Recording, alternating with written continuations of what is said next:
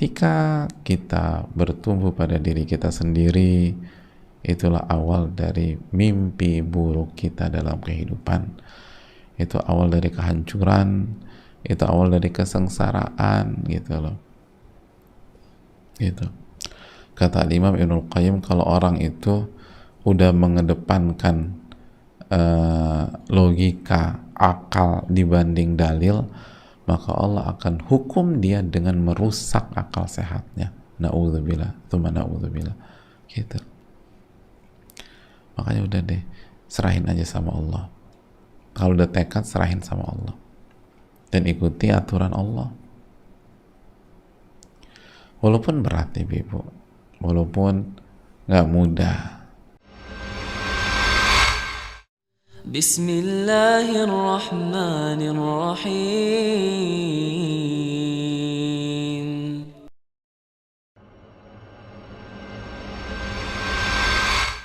Bagaimana orang-orang sombong itu, orang-orang yang angkuh itu kembali kepada Allah? Caranya apa? Allah kasih musibah, Allah kasih bencana yang menyebabkan kesombongannya itu hancur dan patah berkeping-keping, gitu loh. Dan kita sudah kasih contoh ya pada pertemuan yang lalu, bagaimana ada seseorang yang sangat angkuh, sangat sombong, lalu Allah kasih stroke buat beliau, dan disitulah beliau merasakan hakikat sebagai seorang hamba. Kata beliau, Pak Ustadz, saya tuh nggak pernah merasakan dan nggak pernah meresapi la haula wa la quwata illa billah lebih dalam dan lebih ngeresep dibanding pada saat saya ngalamin itu. Pada saat saya nggak bisa gerakan tangan saya, pada saat saya nggak bisa berbicara, jangankan bicara, mengucapkan satu kata itu susahnya minta ampun. Merangkai 3 kata atau 4 kata menjadi sebuah kalimat aja, ya Allah, saya berpacu dengan cucu saya, Pak Ustadz. Cucu belajar bicara, saya belajar bicara.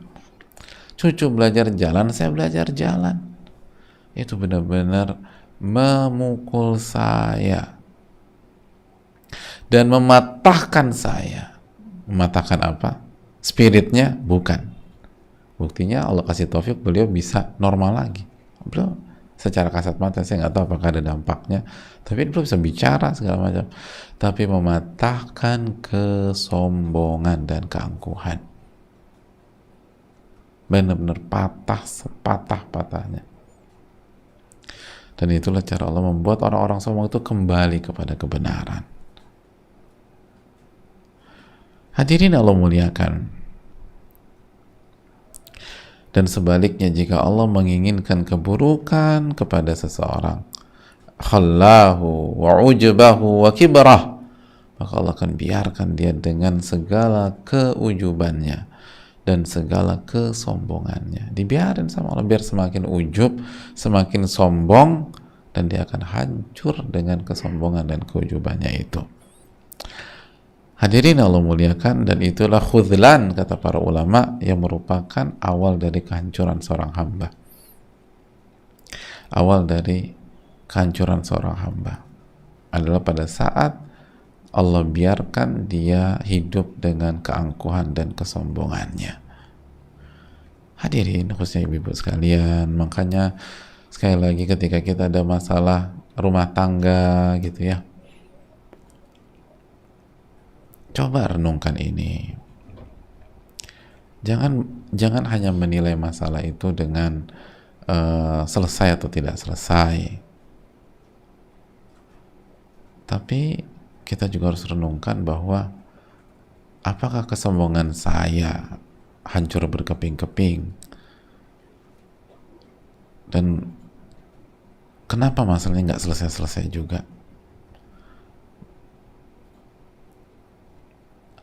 Jangan-jangan Karena selama ini kita mengandalkan kecerdasan, ego, dan keangkuhan dan kesombongan kita.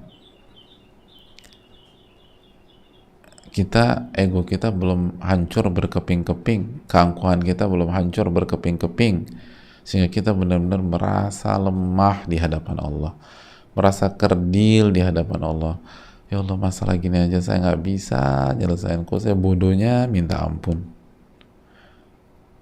Allah ingin kita menyerahkan segala sesuatunya kepada Allah, bertawakal kepada Allah, bergantung kepada Allah. Dan inilah kunci dari segala masalah-masalah kehidupan kita. Kata Al-Imam Ibnul Qayyim, hadirin, bahwa fa'innal arifin kullahu mujmi'un ala anna taufiqa alla yakilakallahu ta'ala ila nafsik. Hadirin, kunci dari setiap masalah kita itu taufik dari Allah, hidayah taufik dari Allah. Karena kalau Allah kasih kita taufik, udah selesai itu masalah. Kita dapat jalan, kita dapat solusi, kita jadi orang soleh, ibu-ibu jadi wanita yang soleha, ibu-ibu jadi wanita yang bertakwa. Dan apa itu taufik?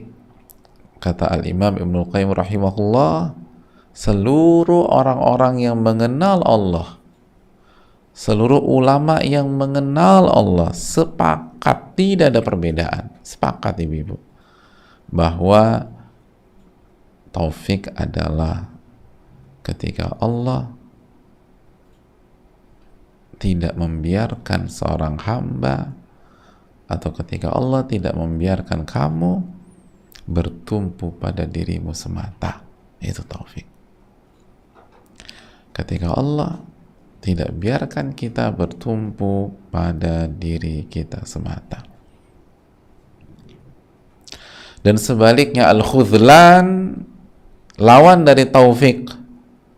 Ada di bukunya kan, al-khudlan. Al-khudlan itu lawan dari taufik, opposite dari taufik. Khudlan adalah an yakilakallahu ta'ala ila nafsik. Ketika Allah biarkan kamu bertumpu pada dirimu. Ketika kita mengerjakan segala sesuatu itu dengan mengandalkan kemampuan kita, itu khudran. Dan itu siap-siap berantakan. Mungkin tidak sekarang, tapi bisa jadi besok, minggu depan, bulan depan, tahun depan. Allah kasih istidraj buat kita rasa ini cara yang tepat, padahal enggak. Saat kita mengandalkan diri kita, saat kita mengandalkan pengalaman kita semata, saat kita mengandalkan logika kita semata, pada saat kita mengandalkan insting kita semata, intuisi kita semata, saat kita atau ibu-ibu hanya mengandalkan perasaan semata dalam menyelesaikan masalah, atau logika kita semata dalam menyelesaikan masalah, itulah khudlan yang membuat kita jauh dari pertolongan Allah Subhanahu wa ta'ala, yang membuat kita jauh dari pertolongan Allah Subhanahu wa ta'ala. Karena kunci dari masalah-masalah hidup, hadirin, adalah taufik dari Allah. Ketika Allah memberikan taufik, maka seluruhnya akan diselesaikan dari arah yang tidak kita duga-duga, min haitsu la yahtasib. Itu kan yang Allah firman dalam surat At-Talaq ayat 2 dan 3. Nah, bagaimana caranya? Jangan pernah mengandalkan diri kita semata. Jangan pernah hanya mengandalkan kecerdasan kita semata, apalagi mengandalkan perasaan kita semata. Tapi kan aku perempuan, Pak Ustadz. Ya, itu ujiannya. Kalau mau masalah selesai, selesaikan dengan tawakal kepada Allah. Selesaikan dengan serahkan kepada Allah. selesaikan dengan ilmu Allah subhanahu wa ta'ala, bukan dengan perasaan kita, bukan dengan hawa nafsu kita, bukan dengan logika dan pemikiran kita yang pendek itu. Enggak. Kita serahkan kepada Allah dan kita gunakan ilmu Allah. Apa kata dalil, apa yang Allah firmankan dalam ayat, kalau Allah suruh ke kanan, udah ke kanan. Walaupun perasaan kita pengen ke kiri, ke kanan udah. Tapi perasaanku sebagai perempuan tuh susah nerimanya.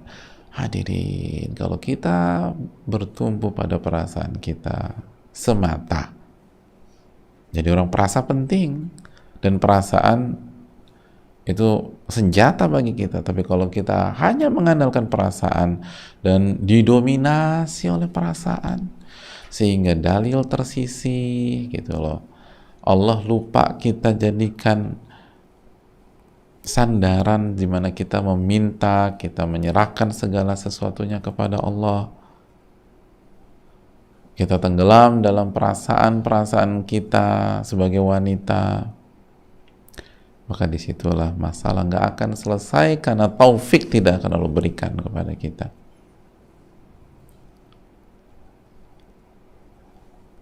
Makanya hadirin Allah muliakan, apa yang Allah firmankan dalam surat Ali Imran ayat 159, Allah berfirman, ketika Anda sudah bertekad, fatawakkal 'ala Allah, kan begitu, fa idza azamta fatawakkal 'ala Allah innallaha yuhibbul mutawakkilin. Kita lihat artinya, fa idza azamta, maka apabila engkau sudah bertekad bulat, terus apa? Maka andalkan perasaanmu semata, maka andalkan logikamu semata, maka andalkan pengalamanmu semata, maka andalkan intuisi kamu semata. Enggak. Fatawakkal 'ala Allah, maka bergantunglah kepada Allah. Bergantung kepada Allah. Yang namanya bergantung kepada Allah itu apa sih? Pakai ilmunya Allah, lalu udah serahkan segala urusan kepada Allah, kita ngikut aja deh. Allah suruh kanan, kanan. Allah suruh kiri, kiri. Allah suruh kita minta maaf, kita minta maaf. Allah suruh kita nahan, kita nahan. Allah suruh kita ngalah, kita ngalah. Allah suruh kita diam, kita diam. Jangan ngomong, diam. Kalau Allah suruh ngomong, ngomong kita hadirin. Tapi kalau Allah suruh diam, man kana yu'minu billahi wal yawmil akhir falyaqul khairan aw liyasmut. Barang siapa yang beriman kepada Allah dan hari akhir, hendaknya bicara yang baik gitu, atau dia diam. Udah bicara yang baik aja deh hadirin. Ibu-ibu bicara yang baik aja. Aduh Pak Ustadz, ini mulut udah bukan gatel lagi Pak Ustadz, udah pengen dikerok, nyerang tuh orang. Kalau gatel mah tinggal dikerok, ini harus dikerok nih Pak Ustadz. Udah pengen nyerang aja, dikelewatan. Masa laki kita diganggu Pak Ustadz? Gitu misalnya. Ibu-ibu, man kana yu'minu billahi wal yawmil akhir falyaqul khairan aw liyasmut. Barang siapa yang beriman kepada Allah dan hari akhir, hendaklah berkata baik atau diam. Nabi juga SAW bersabda, man somata najah. Barang siapa yang diam, maka dia akan selamat. Diam dari apa? Dari hal yang buruk gitu loh.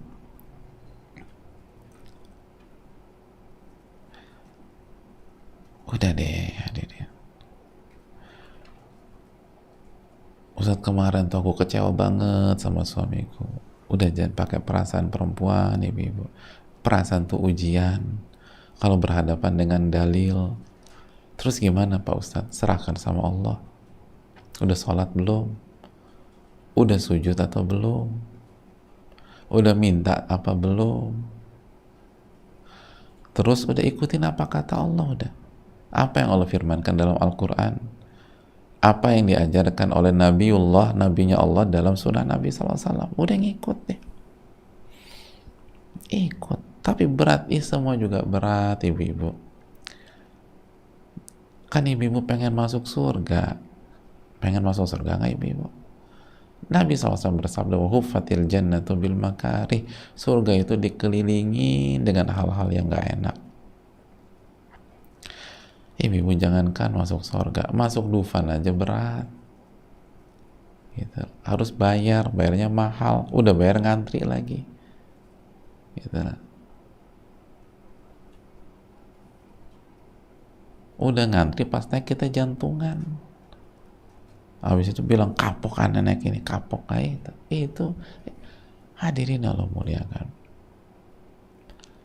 surga itu berat, makanya jangan dipikul sendiri. Kita tuh lemah, jangan pakai perasaan sendiri, kita tuh lemah. Allah berfirman apa dalam surat An-Nisa 28, kita suka baca nih ayat, wa khuliqal insanu dha'ifa. Manusia itu diciptakan dalam kondisi lemah. Jadi kalau kita hanya ngandelin perasaan kita, lemah kita nih. Tapi IQ aku tuh 180, Ustaz. Kamu tuh masih manusia atau bukan? Ya masih lah, masa jin. Ya udah, kata Allah, wa khuliqal insanu dha'ifa. Manusia itu diciptakan dalam kondisi lemah. Mau IQ itu 170 kek, 180, 190, tetap aja kata Allah lemah. Tapi aku ini punya pengalaman banyak loh di perusahaanku yang sebelumnya, Ustaz. Iya, lemah.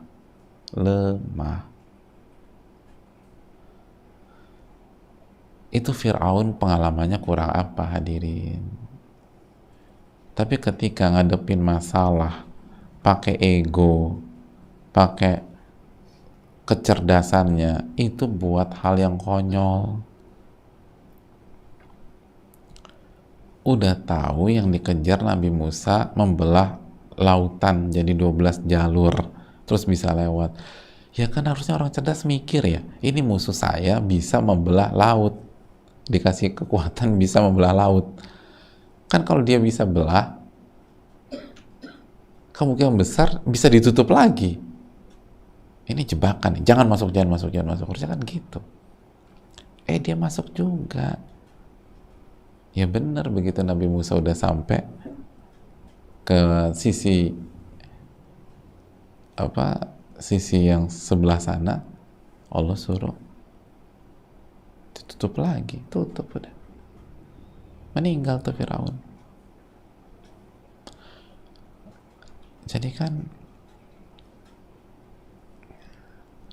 ya mbok ya kita sadar gitu loh, kita ini lemah. Makanya kan masih ingat nggak hadirin sekalian, ibu-ibu khususnya, setiap pagi itu ibu-ibu disuruh baca doa apa sama Rasulullah SAW. Lalu setiap sore ibu-ibu disuruh baca doa apa oleh Rasulullah SAW. Ibu-ibu dan jamaah itu disuruh baca Ya Hayyu Ya Qayyum birahmatika astaghith aslih li sya'ni kullah.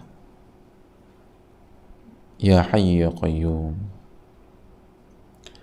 wahai Allah yang maha hidup dan mengatur segala sesuatu, birahmatika astaghith,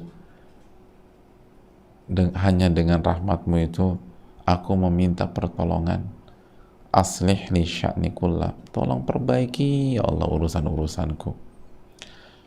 Kita minta sama Allah, perbaiki urusan saya dengan suami, urusan saya sama anak-anak, urusan saya dengan orang tua, urusan saya dengan mertua gitu, urusan saya dengan keponakan, urusan saya dengan keluarga besar, urusan saya dengan teman-teman, aslih li sya'ni kullah, dan yang terpenting urusan saya dengan Allah Subhanahu wa ta'ala, urusan saya sebagai umat dengan Rasulullah Sallallahu Alaihi Wasallam, tolong perbaiki ya Allah.